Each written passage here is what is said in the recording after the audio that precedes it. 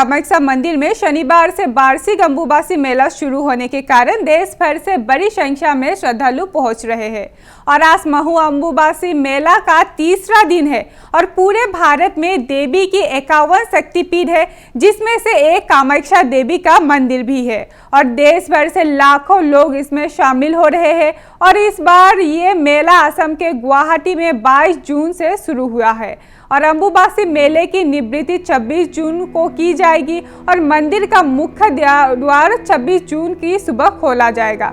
और हर साल की तरह इस साल भी यहाँ लोगों की उमड़ी हुई है भीड़ और कश्मीर से लेकर कन्याकुमारी तक से श्रद्धालु आ रहे हैं। और बता दें कि देश के ही नहीं बल्कि विदेशों से भी श्रद्धालुओं की भीड़ देखने को मिली है और उमड़ी हुई है भीड़ नीलाचल के पावन धरती पर।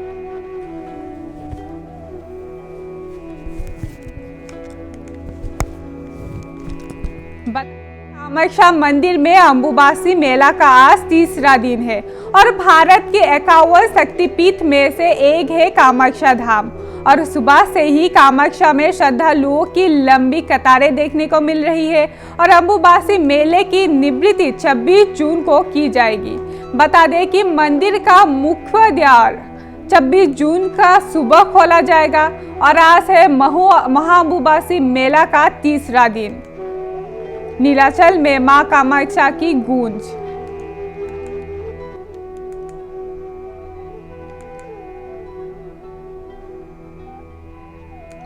आज महाअम्बुबासी मेला का तीसरा दिन है और देश भर से लाखों लोग इसमें शामिल हो रहे हैं और सिर्फ देश के ही नहीं बल्कि विदेशों से भी श्रद्धालुओं की भीड़ उमड़ी हुई है।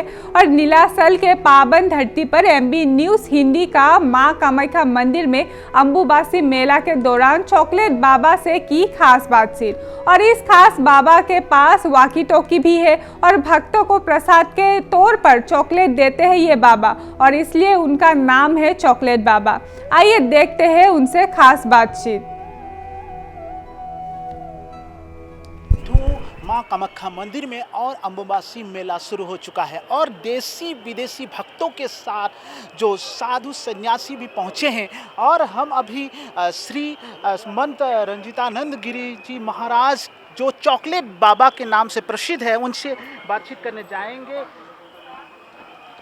बाबा, आप चॉकलेट बाबा के नाम से प्रसिद्ध है, आपका पूरा नाम और आप जो माँ के दरबार में पहुँचते हैं हर चाल और बहुत से भक्त आपके पास भी आते हैं, क्या कहना चाहते हैं? जय माँ कामाख्या। मेरा पूरा नाम है श्री महंत रंजीतानंद गिरी महाराज और थानापति दशनामी अखाड़ा कामाख्या धाम का पीठाधीश्वर दुर्गापुरनाथ आश्रम से। मैं यहाँ लगभग 33 साल से यहाँ आता हूँ और यहाँ पर मुझे कोई माँ का मानस पुत्र के रूप से भी जानते हैं, कोई थानापति बोल के भी पुकारते हैं, पर अधिकतर महात्मा और भगत जगत या मुझे चॉकलेट बाबा के नाम से जानते हैं। चॉकलेट बाबा इसलिए कहते हैं कोई भी आता है मैं प्रसाद के रूप में चॉकलेट ही देता हूँ और चॉकलेट में इसलिए देता हूँ, हमारी सनातन परंपरा में हिंदू संस्कृति में आसाम तथा बंगाल की संस्कृति में एक ऐसा है, आसाम में है कि पान तांबुल देने का एक संस्कार है, बंगाल में है कि जल मिठाई देने का एक संस्कार है।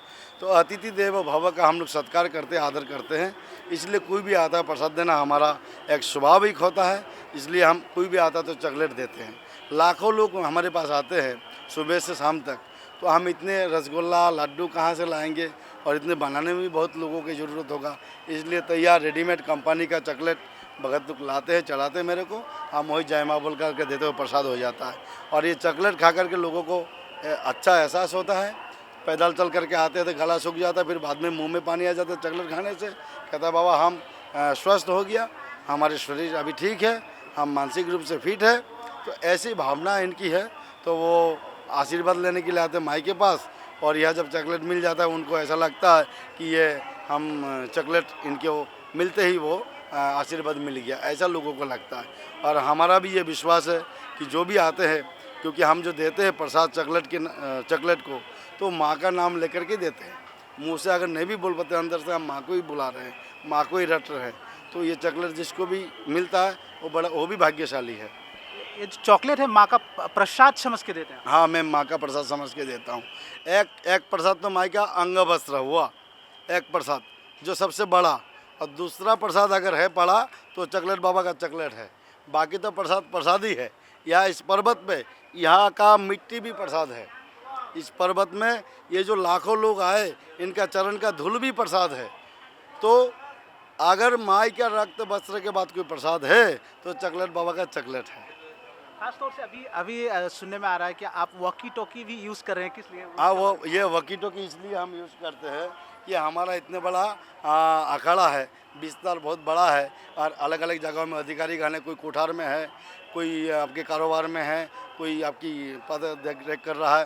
तो यहाँ से बैठ के अगर मुझे किसी से बात करना है, संवाद करना है, तो मोबाइल काम नहीं कर रहा है, नेटवर्क काम नहीं कर रहा है, तो इसलिए ये वॉकी टॉकी काम कर रहा है। तो इसके माध्यम से पूरा व्यवस्था को हम संभाल रहे हैं। आप लोग का कितने आपका साधु सन्यासी हैं? हमारे साधु यहाँ 500 महात्मा यहाँ आसन लगा करके बैठे हैं।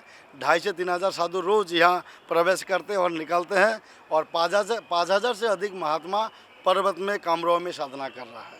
जैसे कि अभी हमने चॉकलेट बाबा से बातचीत की, उन्होंने साफ तौर से कहा है कि जो ये चॉकलेट बाबा नाम से प्रसिद्ध हुए हैं क्योंकि ये जो भी इनके पास आते हैं उनको प्रसाद के तौर पे चॉकलेट देते हैं और इसीलिए चॉकलेट बाबा के नाम से प्रसिद्ध हो चुके हैं। और देखा जाए तो यहाँ पे भक्त हर रोज पहुँचते हैं और यहाँ पे चॉकलेट बाबा चॉकलेट दे के ही उनको उद्धार करते हैं देखा जाए तो। और ख़ास एक बात देखी गई है, चॉकलेट बाबा वॉकी टॉकी से भी जो संपर्क बनाए रहते हैं, अपने जो साधुगण हैं उनसे संपर्क बनाने के लिए वॉकी टॉकी भी यूज़ करते हैं क्योंकि 5,000 से भी ज़्यादा साधु सन्यासी उनके अंदर है। और माँ कामाख्या मंदिर में 35 सालों से वो आ रहे हैं। हम हमारे वीडियो जर्नलिस्ट दिखाएंगे किस तरह से यहाँ पे भक्त को जो चॉकलेट देते हैं और चॉकलेट जो प्रसाद के तौर पे भक्त लेते हैं और उनका जो दुख दर्द है वो जो समाप्ति जो होता है उसी का भी एक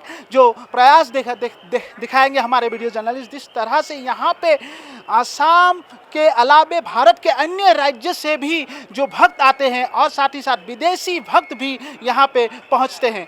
हमारे जो वीडियो जर्नलिस्ट दिखाएंगे किस तरह से यहाँ पे भक्त का जमावड़ा लगा हुआ है चॉकलेट बाबा के पास। और हमने चॉकलेट बाबा से बातचीत कर ये पता चला है कि खास तौर से चॉकलेट बाबा का जो चॉकलेट है ये चॉकलेट एक आशीर्वाद के तौर पे देते हैं।